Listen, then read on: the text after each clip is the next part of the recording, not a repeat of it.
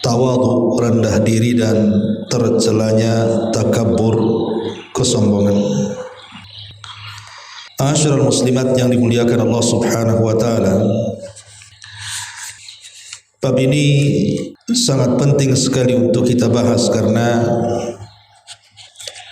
sifat tawadhu atau akhlak tawadhu, rendah diri, adalah akhlak yang sangat mulia bagi seorang mukmin. Sebaliknya, takabur, kesombongan adalah akhlak yang sangat-sangat tercela dalam Islam. Kenapa demikian?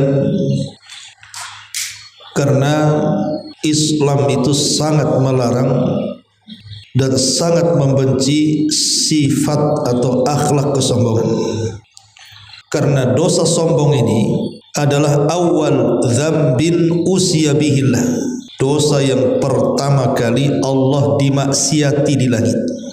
Ketika Allah Subhanahu wa taala berfirman, wa idh qulna lil malaikati isjudu li adam fasajadu illa iblis aba wastakbara wa kana minal kafirin.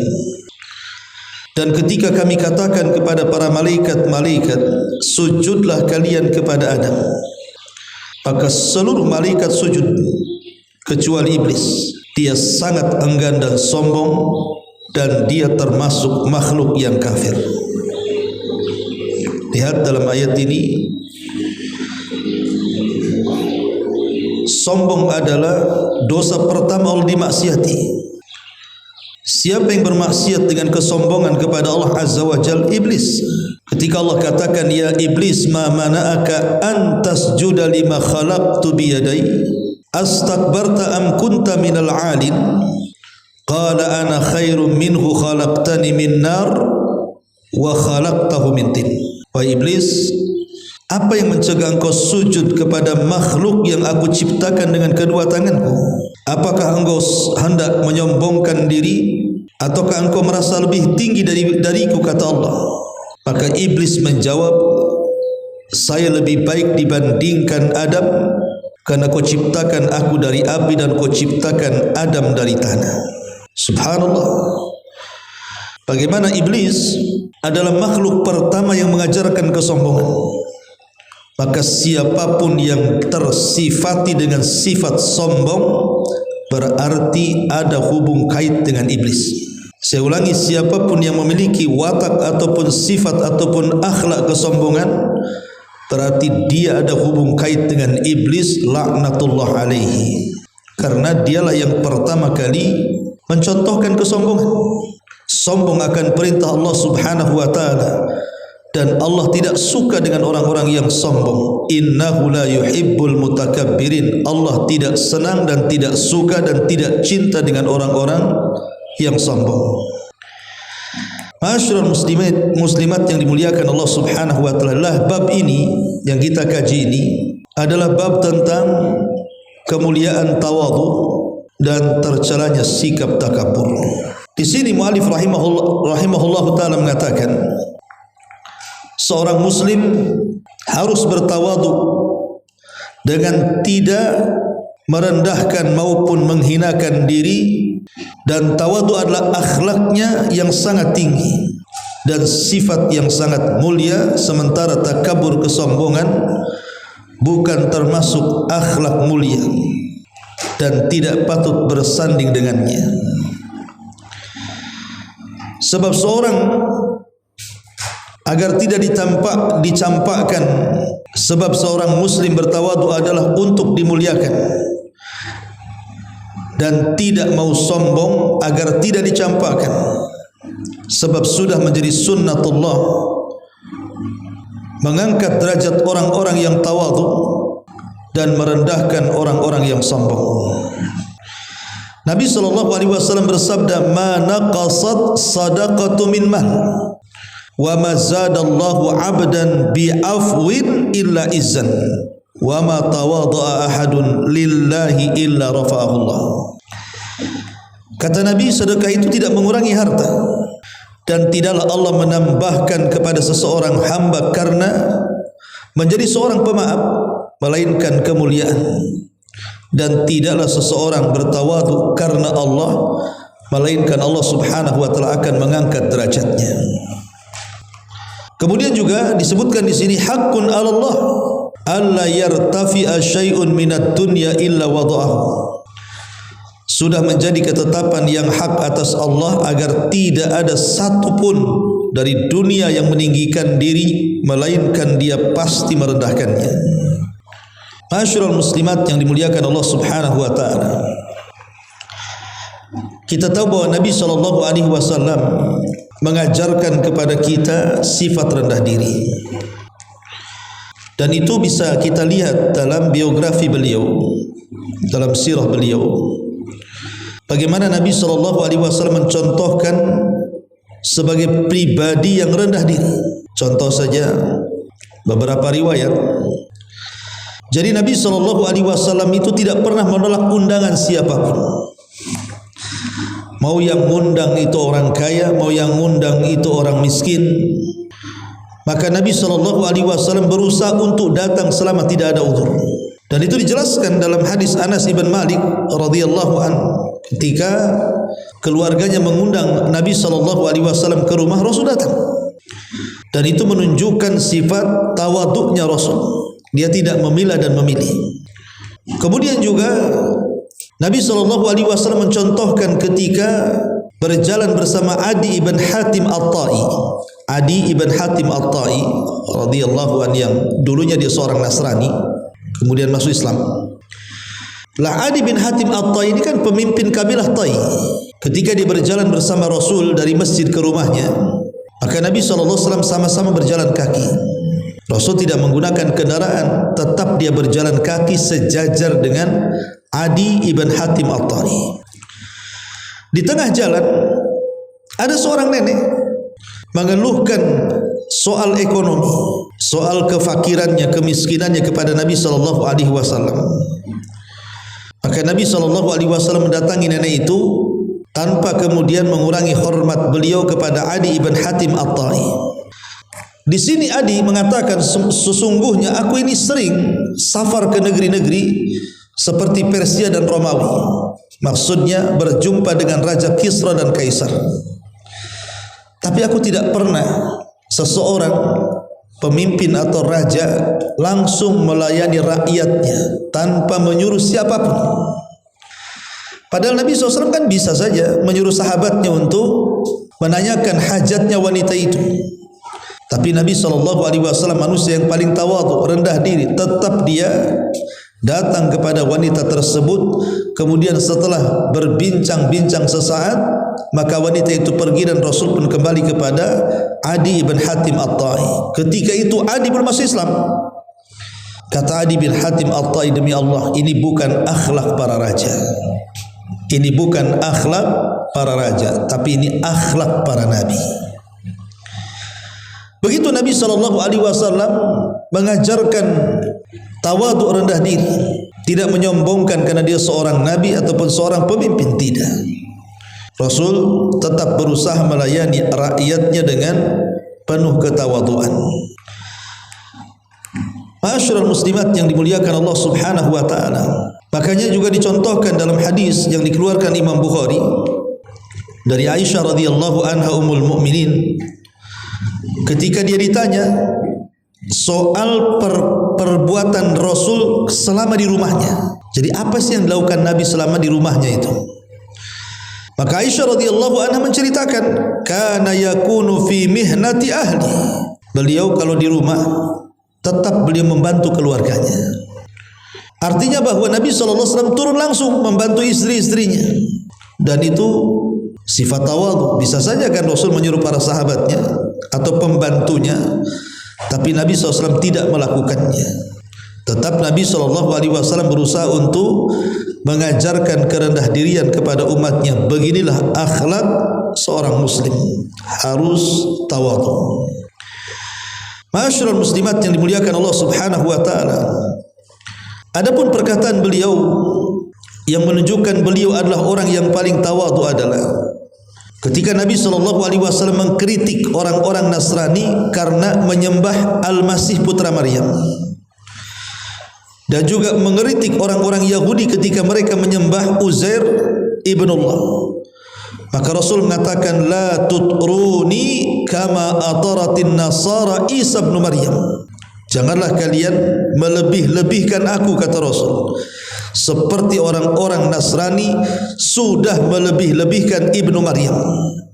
Kemudian Rasul mengatakan, fa innama ana abdun faqulu abdullahi wa rasuluh. Saya ini hamba biasa. Saya ini hamba biasa, bukan siapa-siapa. Saya ini hamba biasa, kata Rasul. Maka katakanlah saya adalah hamba Allah dan juga Rasulnya. Lihat bagaimana Nabi SAW mengajarkan tawadhu. Bahkan ketika Nabi SAW dalam peristiwa syafaat, kemudian Nabi SAW berhasil melintasi titian Siratal Mustaqim. Kemudian manusia berjubel di pintu-pintu sorga. Kemudian Nabi SAW mengetuk pintu sorga. Kemudian penjaga sorga mengatakan, man, siapa anda? Maka Nabi SAW mengatakan, ana Muhammad, saya adalah Muhammad. Maka penjaga pintu sorga mengatakan, bika umirtu alla aftah li ahadin qablak, karenamu ya Muhammad Allah larang aku membuka pintu sorga ini selamanya, tapi karena engkau yang meminta aku buka. Syahidnya di sini ketika Rasul ditanya, man, siapa anda? Maka Rasul tidak pernah menyebut titelnya. Saya seorang Nabi, saya seorang Rasul, saya ulul azmi, saya manusia pilihan, akhir anbiya wal mursalin. Tidak, Rasul hanya mengatakan, ana Muhammad, saya adalah Muhammad. Dia sebutkan namanya. Dan itu bentuk tawadhu, kerendah dirian. Karena kesombongan itu adalah ridha Allah. Kesombongan itu ridanya Allah, selendangnya Allah. Maka siapapun yang kemudian mengambil selendang Allah dipakaikan kepada makhluknya, maka dia pasti binasa. Lihat di sini Nabi SAW mengatakan, yuhsyarul mutakabbiruna yawmal qiyamati amsalad dzarri fi suratir rijali yaghshahumudz dhullu min kulli makan. Yusakuna ila sijni fi jahannam yuqalu lahu bulas ta'luhu narul anyar yusqawna min usarati ahli nar tinatal khabar. Apa kata Rasul? Orang-orang yang sombong pada hari kiamat itu akan digiring seperti semut kecil dalam bentuk seorang laki-laki yang diliputi kehinaan, kata Rasul, dari semua tempat, semua penjuru. Dia digiring memasuki penjara dalam neraka yang disebut bulas, tahanan jahanam, yang diliputi api yang paling panas. Diberi minum saripati kotoran penghuni neraka yang busuk, artinya dari nanah, darah dan keringatnya penuh neraka. Naudzubillah. Lihat bagaimana al-jaza min jinsil amal ini namanya, Bu ya. Orang sombong itu kan orang merasa paling tinggi, paling mulia. Kemudian dia memandang orang lain itu hina, rendah dan kecil. Itu di dunia, Bu. Maka sebagai balasannya di akhirat, maka orang-orang yang sombong itu akan dikecilkan. Ketika di dunia dia merasa besar, maka di akhirat Allah kecilkan seperti semut. Terseok-seok dia jalan ke kiri ke kanan karena takut diinjak orang yang lewat. Selepas itu mereka pun dikiring ke dalam tahanan jahanam. Kemudian mereka pun diberi minum dari intisari kotoran penghuni neraka jahanam yang sangat busuk itu. Naudzubillah, summa naudzubillah. Bahkan neraka itu, Bu, itu kan punya leher. Neraka itu ada lehernya. Lah leher neraka itu memiliki kedua telinga dan kedua mata serta satu lisan. Kemudian leher neraka ini berbicara di hadapan Allah Subhanahu wa taala pada hari kiamat dan mengatakan, inni wukiltu bisalasin. Aku diserahi untuk menyambar 3 manusia. Kata leher neraka, Aku diserahi Allah untuk menyambar 3 manusia. Yang pertama bikulli jabbarin anid, orang yang sombong.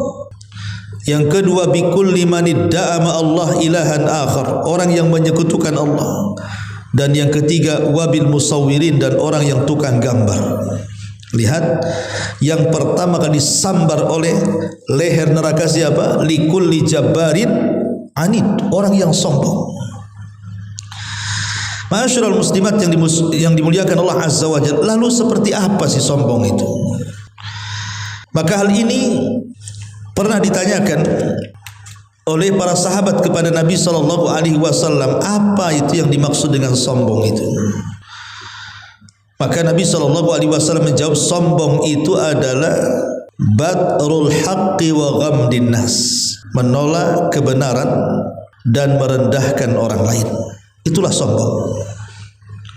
Sombong itu kalau dia tolak kebenaran dan dia merendahkan dan mengecilkan orang lain.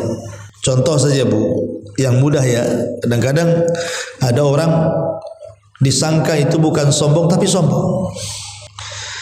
Lah ciri orang yang sombong itu Bu, kalau dia suka membicarakan pribadi dia. Ibu ini suka membicarakan diri sendiri, orang lain tak dibicarakan. Jadi dia suka membicarakan diri sendiri saja. Terutama dia membicarakan soal kelebihannya, soal keunggulannya dibandingkan orang lain. Hati-hati Bu. Kalau ibu banyak menceritakan diri sendiri, aku ini begini, aku itu begitu, alhamdulillah ya, saya ini di rumah seperti ini, di kantor seperti ini, alhamdulillah, keluarga saya begini, begitu, dan begitu seterusnya. Ingat, ketika orang banyak membicarakan dirinya sendiri, apalagi mengangkat-ngangkat dirinya sendiri, walaupun secara lisan dia tidak merendahkan orang, hakikatnya dia sedang sombong kepada diri sendiri. Takjub ya. Ingat, jangan sampai kemudian mengangkat diri sendiri di hadapan orang lain. Karena ini sifatnya iblis. Bagaimana iblis ketika ditanya oleh Allah Subhanahu wa taala, apa yang mencegah kamu untuk tidak sujud kepada makhluk yang aku ciptakan dengan kedua tanganku, kata Allah. Apa kata iblis? Ana khairun minhu khalaqtani min nar wa khalaqtahu min tin. Aku kan lebih baik. Aku ini lebih hebat. Aku lebih mulia. Aku lebih tinggi dibandingkan Adam. Kau ciptakan dia dari tanah, kau ciptakan aku dari api. Lebih tinggi mana aku dengan Adam, kata iblis. Karena iblis merasa bahwa api lebih dekat dengan cahaya, artinya iblis lebih dekat dengan para malaikat dibandingkan Adam dengan para malaikat. Makanya iblis sombong. Ya. Maka jangan suka menceritakan diri sendiri dengan bahasa aku dan aku, saya dan saya, ana. Ya, ini satu. Yang kedua, merendahkan manusia dengan perbuatan. Seperti ibu, ada orang mengucapkan salam pun, ibu tak mau jawab. Ya. Padahal ibu tahu menjawab salam itu wajib hukumnya. Mungkin karena merasa yang mengucapkan salam itu mungkin orang di bawah ibu, pangkatnya, derajatnya atau kehidupannya. Ibu tak mau jawab. Mungkin ibu lagi naik mobil gitu ya, naik motor, adalah orang-orang susah nyapa ibu gitu, mengucapkan salam, ibu kok tak mau jawab, maka ibu sombong. Ya. Atau mungkin boleh jadi menjawab tetapi dengan cara memalingkan muka. Menjawab dengan cara memalingkan muka, itu kesombongan. Makanya kenapa kemudian Luqman Al-Hakim menasihati anaknya, menasihati agar jangan sombong. Salah satu nasihat Luqman Al-Hakim kepada anaknya adalah wala tusa'ir khaddaka linnas wala tamshi fil ardi maraha. Apa kata Luqman Al-Hakim kepada anaknya? Wala tusa'ir khaddaka linnas. Jangan kau palingkan mukamu dari manusia. Karena ada orang itu suka memalingkan muka dari manusia karena sombong. Jadi badan yang ngadap kemana kalau bicara itu, sementara orang yang bicara dengan ibu ngadap ibu, ibu tak mau ngadap dia. Itu sombong. Wala tusa'ir khaddaka linnas, dan jangan kamu malingkan mukamu. Ya kalau bicara itu Bu, walaupun orang di depan kita itu mungkin ya lebih rendah dibandingkan kita, kita tidak boleh memalingkan muka kita. Tetap kita hadapi seolah-olah kita sedang bicara serius dengan dia.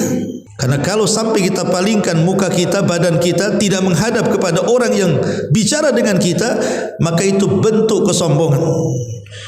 Dan Allah juga katakan wala tamshi fil ardi maraha, dan jangan kau berjalan di permukaan bumi dengan angkuh dan sombong. Dahulu ada seorang ulama namanya Malik ibnu Dinar. Malik ibnu Dinar. Malik ibnu Dinar ini sedang duduk. Tiba-tiba ada seorang pejabat lewat, Ibn Abi Sufrah.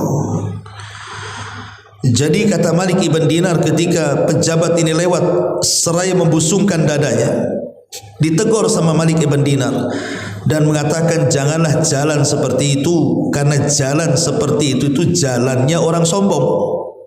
Tiba-tiba pejabat ini melirik kepada Malik ibn Dinar, berhenti dia dan mengatakan ala ta'rifuni, sembarang kau ngomong, kau enggak kenal aku ya?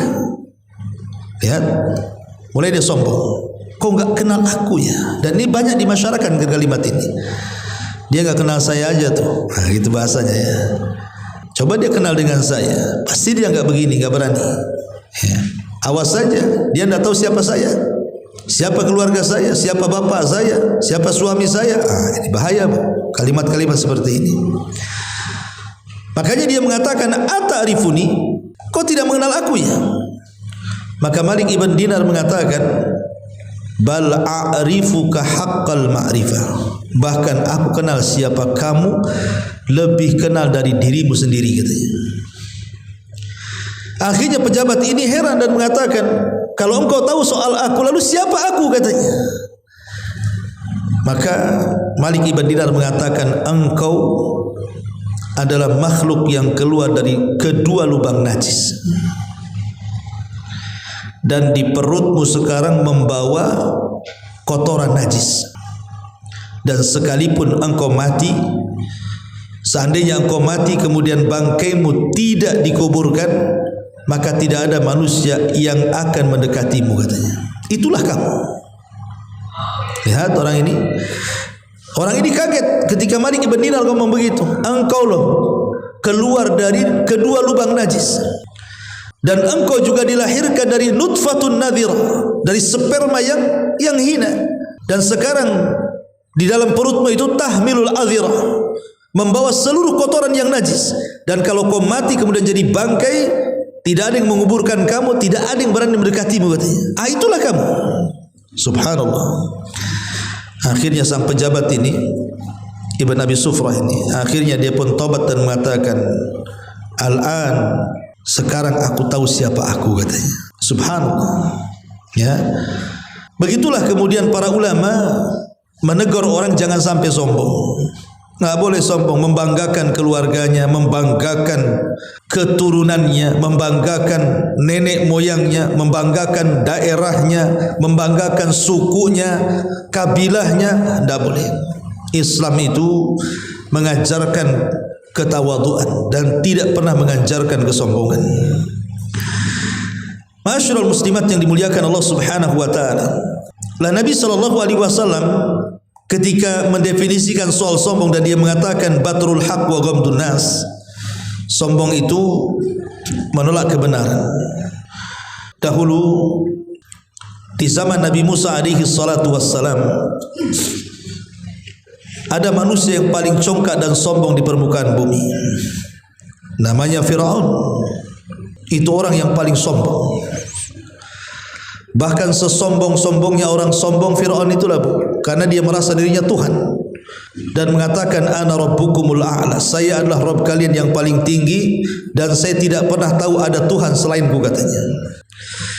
Lah ketika Nabi Musa alaihi salatu wasallam diangkat menjadi nabi dan rasul, dan Allah Subhanahu wa taala katakan idhhab ila fir'auna innahu tagha, pergi kau Musa kepada Firaun, nasihati Firaun. Mudah-mudahan dengan nasihatmu kepada Fir'aun itu, la'allahu yazakka, dia boleh jadi kemudian mau membersihkan dirinya dan menerima syariat. Maka Musa pun mulai datang kepada Fir'aun mendakwahkan dakwah yang hak, mendakwahkan wahyu Allah Subhanahu wa taala. Tapi apa yang terjadi? Justru Fir'aun sombong, takabur.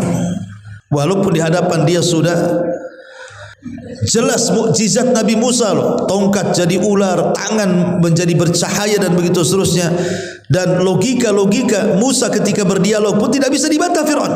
Tapi memang Fir'aun itu hatinya sudah keras, hatinya diliputi dengan iblis.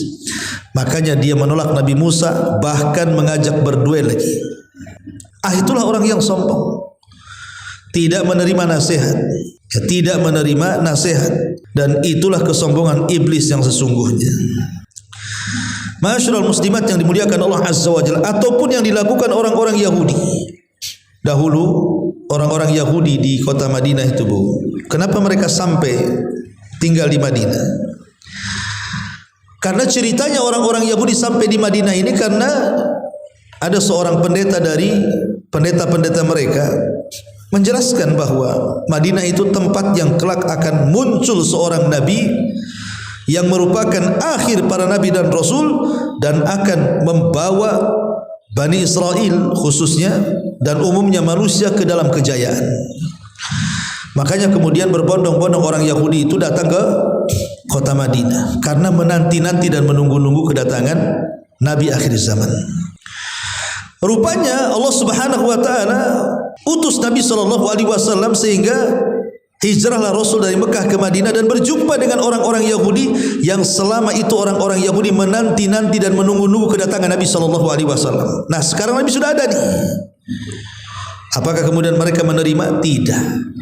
Justru mereka menolak Nabi. Itulah sombong. Beratus-ratus tahun mereka menanti kemunculan Nabi. Setelah munculnya Nabi tak beriman. Alasannya sepele. Karena Nabi yang diutus bukan Nabi Bani Israel, tapi Nabinya orang Arab. Mereka pun benci kepada orang Arab.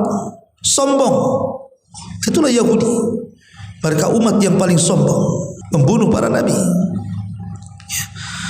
Ma'asyiral muslimin yang dimuliakan Allah Subhanahu wa taala. Jadi, kenapa kemudian orang-orang Yahudi itu tidak mau menerima hidayah Islam padahal jelas-jelas ilmunya sudah ada pada mereka?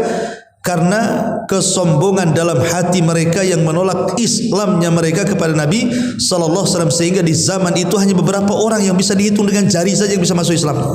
Selebihnya orang-orang Yahudi itu kufur karena kesombongan. Ataupun orang-orang musyrik, orang-orang musyrik Arab.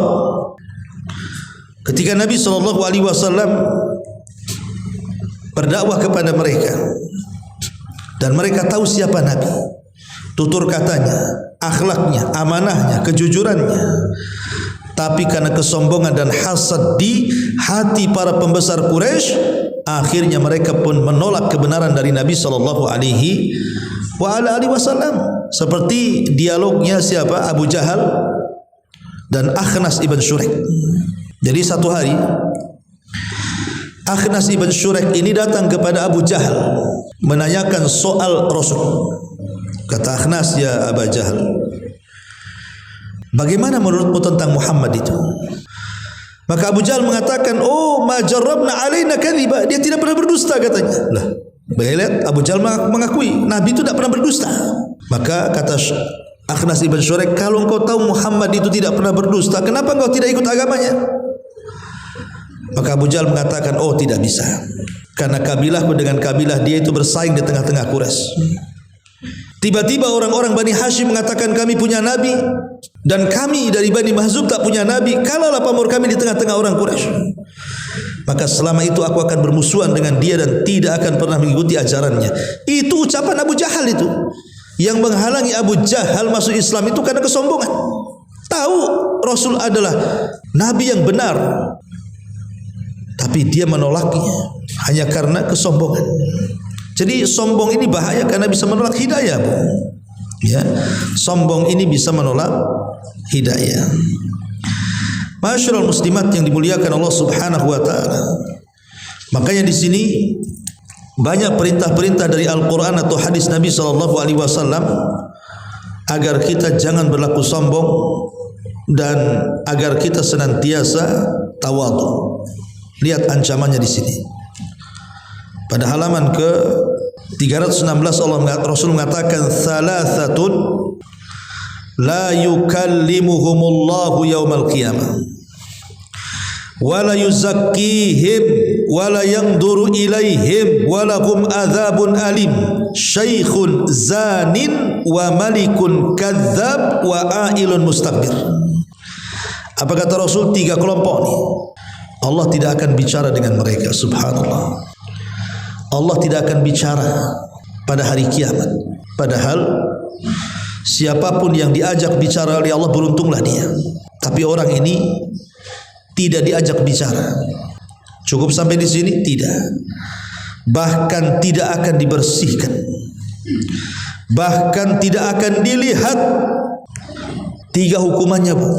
Tidak akan diajak bicara, tidak dilihat, dan tidak dibersihkan kelak pada hari kiamat. Siapa mereka? Yang pertama, syaikhun zanin, orang tua berzina. Bukan berarti kemudian anak muda berzina tidak ada. Justru anak muda berzina lebih banyak dibandingkan orang tua berzina, kan? Tapi maksud hadis ini bahwa orang tua yang berzina itu hukumannya lebih berat dibandingkan anak muda berzina. Karena anak muda berzina itu tidak ada ancaman seperti ancaman orang tua yang berzina. Tidak akan bicara, Allah tidak akan bicara, Allah tidak akan melihat, Allah tidak akan membersihkan. Lihat, ancamannya berat kepada orang-orang tua yang berzina. Maknanya orang tua yang berzina itu lebih besar dosanya dibandingkan anak muda yang berzina. Kenapa bisa seperti itu? Karena orang tua yang berzina itu mereka tidak ada pendorong untuk berzina. Kalau anak muda berzina memang ada pendorongnya, syahwatnya, kan? Nah, kalau orang tua berzina apa pendorongnya? Rata-rata orang sudah tua itu sudah punya istri. Artinya ada yang halal bagi dia, sudah punya anak, sudah punya cucu, terkadang tenaga juga sudah tidak ada. Kok masih berzina? Berarti kebiasaan buruk dia. Makanya kenapa kakek yang berzina lebih besar dosanya dibandingkan anak muda yang berzina. Yang kedua, malikun kadzdzab, pemimpin pendusta. Berdusta siapapun tidak boleh, dosa besar. Tapi kalau seorang pemimpin berdusta lebih besar lagi dosanya. Kenapa? Ngapain dia berdusta? Hukum ada di tangannya. Makanya kenapa para pemimpin pendusta itu lebih besar dosanya dibandingkan rakyat yang berdusta. Dan syahid yang terakhir, wa ailun mustakbir, dan orang miskin yang sombong. Sudah miskin, sombong lagi. Ya, kalau orang kaya sombong, Bu, ya nggak boleh juga orang kaya sombong, tetap nggak boleh. Tapi kalau seandainya kita banding-bandingkan dosa, satu orang kaya sombong, satu orang miskin sombong, maka sudah miskin dia sombong lebih besar dosanya dibandingkan dia kaya tapi sombong. Kenapa demikian, Bu? Karena orang kaya sombong itu wajar ada pendorong sombongnya. Kaya, ya. Kaya, punya mobil sombong, punya rumah megah sombong, punya uang banyak sombong, wajar. Kenapa? Karena ada pendorong kesombongan. Loh, sudah miskin sombong, ini apa yang dorong dia? Dia mau menyombongkan kekayaan, dia miskin. Dia menyombongkan mobil, mobil tak punya. Menyombongkan rumah, rumah tak punya. Menyombongkan perhiasan, perhiasan tak punya. Menyombongkan apa? Selfie depan rumah orang, ataupun mungkin selfie depan mobil orang yang megah. Lihat, ini mobil saya. Itu sudah kuadrat sombongnya itu. Ya, kayak gini. Makanya kenapa di sini orang miskin sombong itu bahaya dibandingkan orang kaya sombong. Maka orang-orang seperti ini tidak akan diajak bicara, tidak akan dibersihkan, bahkan tidak akan dilihat sama sekali. Kemudian juga Nabi SAW di sini mengatakan, bainama rajulun fi hullati tu'jibuhu nafsu murajjilun ra'sahu yakhtalu fi mashihi idh khasafa Allahu bihi al-ardha fahuwa yatajaljalu fil ardi ila yaumil qiyamah. Ketika seorang laki-laki berjalan mengenakan pakaian yang membuatnya bangga dengan dirinya, rambutnya tersisir rapi, berlaku angkuh dalam berjalannya, tiba-tiba Allah membelah bumi dan menelannya, maka dia dalam keadaan meronta-ronta dalam bumi tersebut sampai kiamat dibangkitkan. Hadis ini bicara siapa? Bicara Qarun. Ya. Jadi si Qarun itu, Bu, diberikan dan dianugerahkan oleh Allah Subhanahu wa taala kekayaan yang luar biasa. Tidak ada manusia dari awal sampai akhir lebih kaya dibandingkan Qarun. Nama dia saja tercantum dalam Injil, Taurat, Zabur dan Quran. Qarun. Ya. Siapa yang tidak kenal Qarun? Dikisahkan sebuah agama. Ketika Allah Subhanahu wa taala bentangkan kekayaan Qarun, sekali-kali dia keluar membawa semua perhiasan di badannya, kemegahan di badannya, sehingga orang-orang yang melihatnya mengatakan, ya laita lana mislama utiya Qarun. Ya Allah, kapan kiranya aku seperti Qarun, katanya. Saking kayanya sehingga orang bercita-cita, kapan aku seperti dia, kapan aku seperti dia. Tetapi ketika kemudian si Qarun ini tidak bersyukur dengan nikmatnya. Ketika datang petugas zakat meminta zakat, tiba-tiba dia mengatakan, innama utituhu min ilmin indi. Enak saja katakan kepada Musa itu, ini harta atas jerih payah saya, ini harta karena kecerdasan saya, ini harta karena saya yang punya, bukan dia. Pergi kau dari sini. Dia tolak perintah Allah. Lebih-lebih kemudian dia pun merasa hasad. Kenapa? Karena Nabi Musa walaupun tidak kaya banyak pengikut. Dia kaya tapi tak ada pengikut. Dari sini dia ingin menghancurkan karir Nabi Musa dengan cara apa? Dengan cara menjelek-jelekkan Nabi Musa dan memfitnah bahwa dia telah berzina dengan seorang wanita. Jadi satu hari Qarun ini menyewa seorang wanita pelacur dengan bayaran yang tinggi, cuman suruh ngomong di hadapan orang bahwa Musa berzina dengan dia. Deal. Akhirnya dibayar wanita itu. Manusia pun kumpul. Setelah manusia kumpul, kata Qarun kepada wanita itu, cepat kau ngomong. Tapi wanita ini sekali-kali melirik Qarun, sekali-kali melirik Nabi Musa. Akhirnya dia kasihan dengan Nabi Musa. Dia pun tidak bicara sepatah kata pun. Justru terbalik dia mengatakan, aku dibayar Qarun untuk menjelek-jelekan Musa. Oh, marah Nabi Musa. Dia berdoa kepada Allah. Dan Allah mengatakan, kalau begitu ya Musa, perintahkan bumi. Apapun yang kau perintahkan pasti dia akan nurut atas izin aku, kata Allah. Maka ketika itu terjadilah mula'anah antara Musa dan Harun, antara Musa dan Qarun.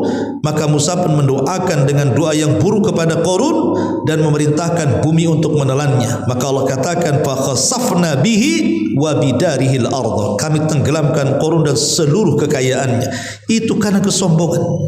Lihat akibat orang-orang yang sombong itu. Masyarul muslimat yang dimuliakan Allah Azza wa Jalla, di sini pengarang menyebutkan beberapa sifat, ciri-ciri orang-orang yang tawadu, kebalikan dari sombong. Pertama, jika seseorang selalu ingin menonjol, maju ke depan di antara sesamanya, berarti dia orang yang sombong. Namun jika mundur, menarik diri dari mereka, maka dia orang yang tawadu. Umpamanya ibu ini ada persatuan pengajian, ya, memang ibu tidak layak untuk jadi ketua dan tidak pantas untuk jadi bendahara dan belum patut untuk menjadi wakil ketua dan begitu seterusnya karena minimnya pengalaman, karena tidak pernah berorganisasi atau apalah namanya, ya. Kemudian ibu ditawari jadi ketua atau jadi waketum gitu ya. Kata ibu, enggaklah, yang lain saja. Kayaknya saya tidak layak di situ. Ibu berarti tawadu tuh. Ya. Tapi kalau ibu mengatakan kayaknya yang cocok jadi pemimpin anak lah di sini nih. Kenapa? Anak kan senior di sini. Ya, yang lain junior tuh. Dari segi usia pun anak kan lebih tua dibandingkan yang lain. Muda-muda katanya. Biar anak aja lah. Padahal dia tidak punya kesanggupan untuk memimpin. Ini kan skala kecil saja, Bu. Nah, ini sombong orang seperti itu. Makanya para ulama kalau ada yang memuji itu, alangkah banyaknya pengetahuan yang Allah anugerahkan kepadamu. Maka para ulama salaf mengatakan, iya betul, tapi yang aku tidak ketahui lebih banyak dibandingkan yang aku ketahui. Begitu jawaban para ulama. Ya. Yang kedua, jika seseorang berdiri dari tempat duduknya karena kehadiran seorang alim yang mulia, dan dia mempersilahkan sandalnya, dan dia mempersiapkan sandalnya dan keluar mengikutinya dari belakangnya sampai pintu rumah mengantarkannya, maka orang itu adalah orang yang tawadhu. Pamannya, Bu, ibu ada tamu yang datang itu mungkin seorang ustadz, seorang alim, orang mulia, ya. Ibu ingin menghormatinya. Maka semenjak dia datang bertandang bertamu ibu, ya kasih pelayanan yang baik, ya kan, kasih hidangan yang baik. Sampai keluar rumah pun ya dia diambilkan sandalnya ya supaya mudah untuk dipakai gitu ya. Maka ini bentuk-bentuk tawadhu. Bentuk-bentuk tawadhu.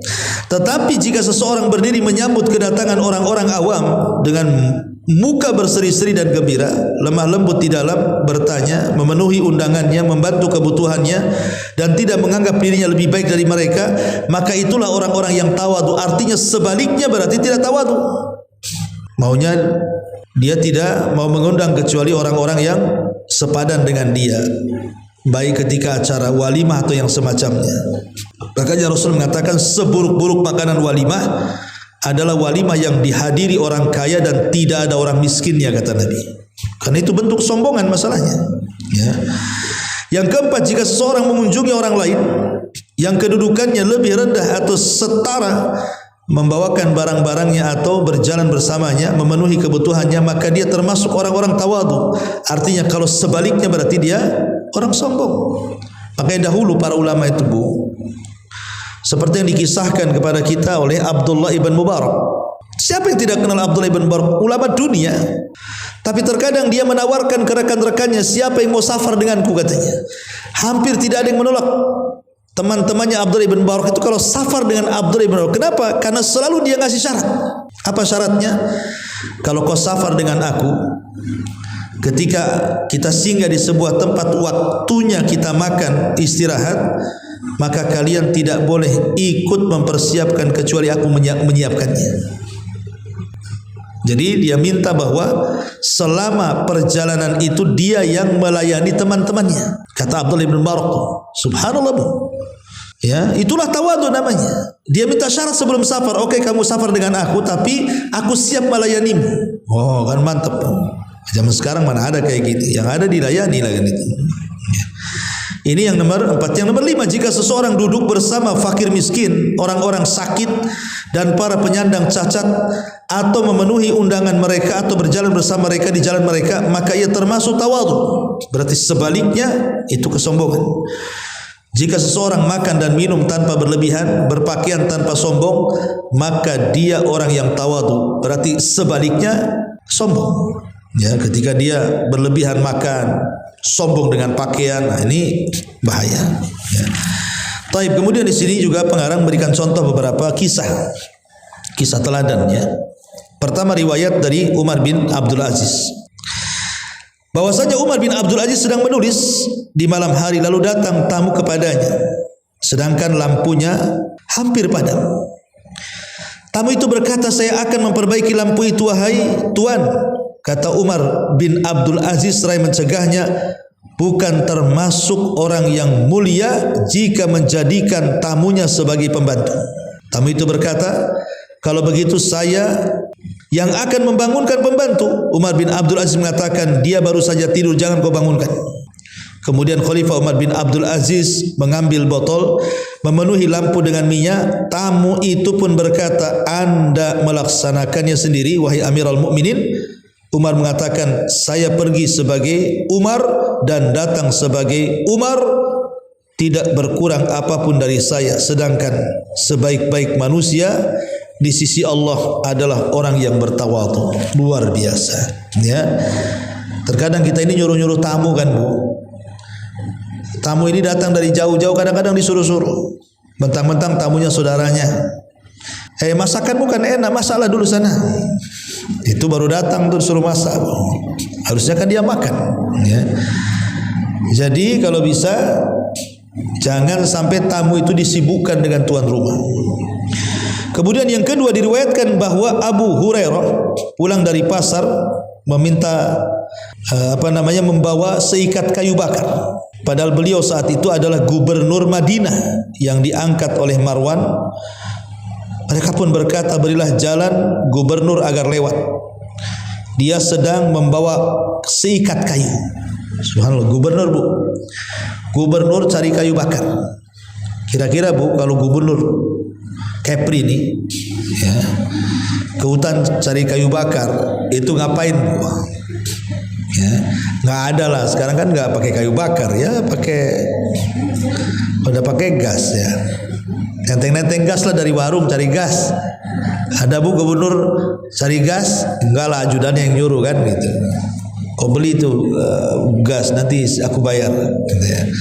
Tapi lihat bagaimana Abu Hurairah gubernur loh ya, nenteng-nenteng kayu sampai masyarakatnya mengatakan, awas ada gubernur katanya, lagi nenteng kayu.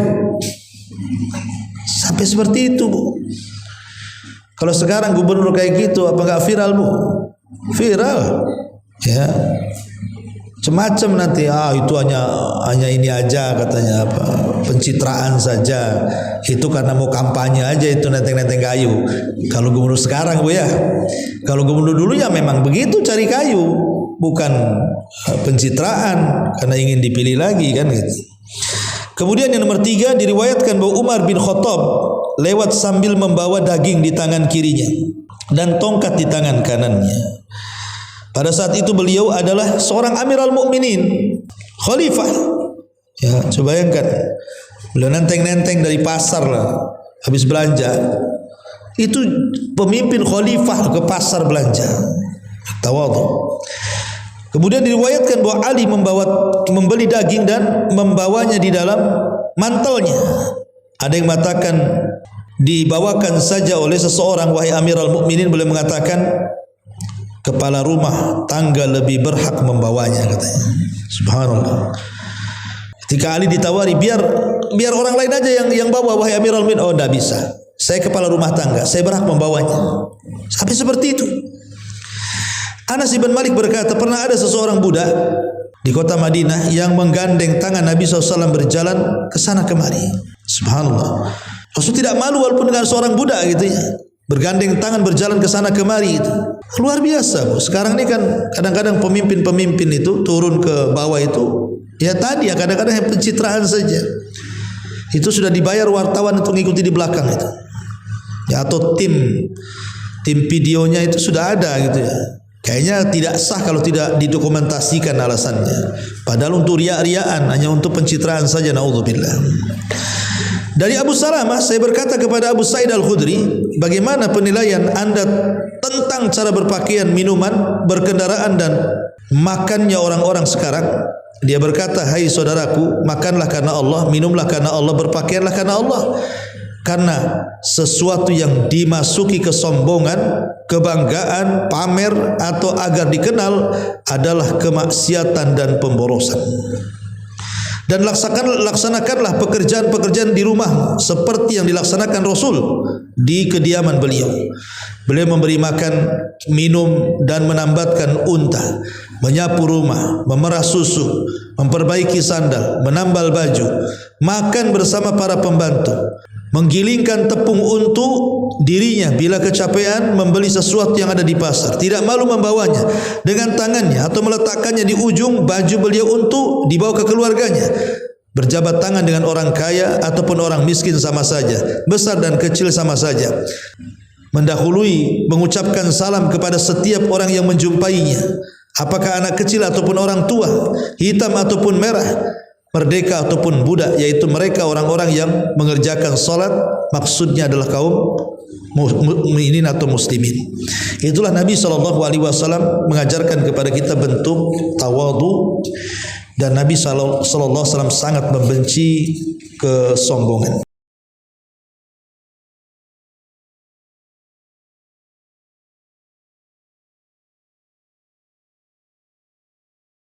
Subhanallah walhamdulillah wa la ilaha illallah wallahu akbar. Subhanallah.